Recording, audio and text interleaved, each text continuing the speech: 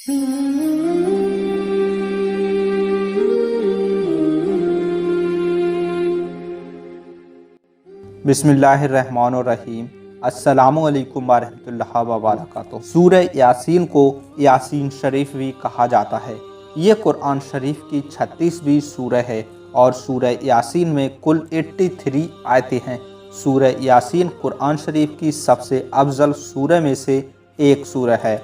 सूरह यासीन को कुरान शरीफ का दिल भी कहा जाता है क्योंकि इस सूरह में इस्लाम से जुड़ी सारी ज़रूरी बातें जो इंसान को नेकी की राह पर ले जाती हैं और इंसान को गुनाहों से बचाती हैं वो शामिल हैं।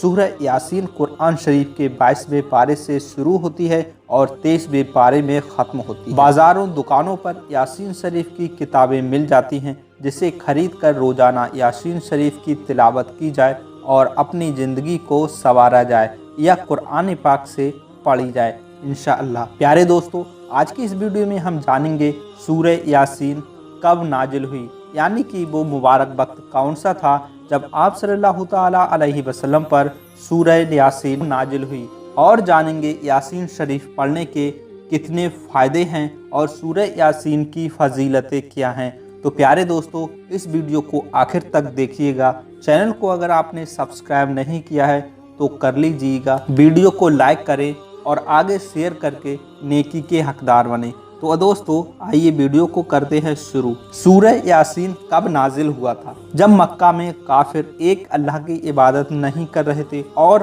पैगंबर हजरत मोहम्मद सल्लल्लाहु अलैहि वसल्लम का मजाक उड़ाते थे और उन पर जुल्म करते थे, तब मक्का में सूरह यासीन नाजिल हुई थी।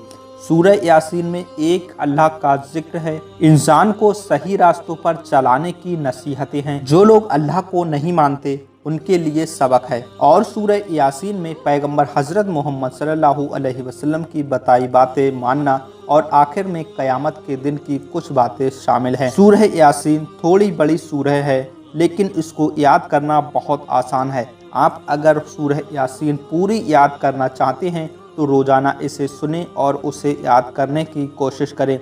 इंशाअल्लाह तबारक तआला 5 से 10 दिनों में आपको पूरी यासीन शरीफ याद हो जाएगी। अगर आपको फिर भी वक्त लग रहा है तो रोज़ाना सूरह यासीन पढ़ते रहें। अल्लाह के फजलो करम से आपको सूरह यासीन जल्द याद हो जाएगी। आप कोशिश करें कि थोड़ा थोड़ा याद करें। एक बार में एक वर्क याद हो जाता है तो दूसरा वर्क याद करने की कोशिश करें, जिससे आपको पूरी सूरह यासीन याद करने में आसानी होगी। सूरह यासीन सुने और याद करने की कोशिश करें। सूरह यासीन शरीफ पढ़ने के फ़ायदे। एक हदीस के मुताबिक जो शख्स सूरह यासीन सिर्फ एक मरतबा पढ़ेगा उसे पूरे 10 कुरान शरीफ पढ़ने जितना सवाब हासिल होगा। किसी शख्स की कब्र पर अगर सूरह यासीन पढ़ा जाए तो फरिश्ते उसकी सजाएं माफ़ करने के लिए अल्लाह तबारक तआला से दुआएं करते हैं। अगर कोई किसी बीमारी से परेशान हो तो उससे चाहिए कि रोज़ाना यासीन शरीफ पढ़े, इंशाअल्लाह बीमारी से शिफा मिलेगी। और अगर बीमार आदमी खुद नहीं पढ़ सकता तो घर वालों में से कोई एक यासीन शरीफ पढ़कर पानी में दम करके वो पानी मरीज़ को पिला दे, उसकी बीमारी जड़ से ख़त्म हो जाएगी इंशाअल्लाह। अगर कोई किसी मुसीबत में फंस गया है तो उसे चाहिए कि सूरह यासीन पढ़े, इंशाअल्लाह तबारक व तआला मुसीबत से दूर हो जाएगा। रोज़ घर से निकलने से पहले सूरह यासीन पढ़कर निकलें, पूरा दिन अच्छे से निकलेगा और आप बलाओं और परेशानियों से महफूज रहेंगे। अपने गुनाहों से माफ़ी मांगने के लिए सूरह यासीन पढ़कर अल्लाह से दुआ करें और अल्लाह आपके गुनाह माफ़ कर देगा इंशाअल्लाह। सूरह यासीन की फजीलतें। जो शख्स रात को यासीन शरीफ पढ़कर सोएगा उसे बुरे ख्वाब या किसी भी तरह का डर महसूस नहीं होगा, साथ ही उसके दिन भर के गुनाह माफ़ हो जाएंगे। एक हदीस के मुताबिक अगर कोई शख्स पाबंदी से सूरह यासीन पढ़ेगा उसे 20 हज करने जितना सवाब हासिल होगा। अगर कोई शख्स यासीन शरीफ पढ़ते पढ़ते मर जाता है तो उसे खुदा की तरफ से शहीद का दर्जा अता किया जाता है।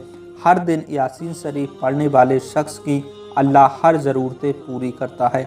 शादी में अगर रुकावट या कोई दिक्कत आ रही है तो रोज़ाना फजर की नमाज के बाद सूरह यासीन पढ़ा जाए, इंशाअल्लाह तबारक व तआला जल्द ही रिश्ता हो जाएगा। जब कोई औरत माँ बनने वाली है तो उसे चाहिए कि रोज़ाना सूरह यासीन पढ़कर अपने ऊपर दम करे, जिसकी फजीलत से माँ और बच्चा दोनों की हिफाजत होगी और बच्चा होते वक्त माँ को ज़्यादा तकलीफ नहीं होगी। दुश्मन से हिफाजत के लिए सूरह यासीन पढ़ा जाए, जिससे दुश्मन आपके आसपास भी नहीं भटकेगा। कामयाबी हासिल करना चाहते हो तो पाबंदी से सूरह यासीन पढ़ा करो, इंशाअल्लाह हर काम में कामयाबी हासिल होगी।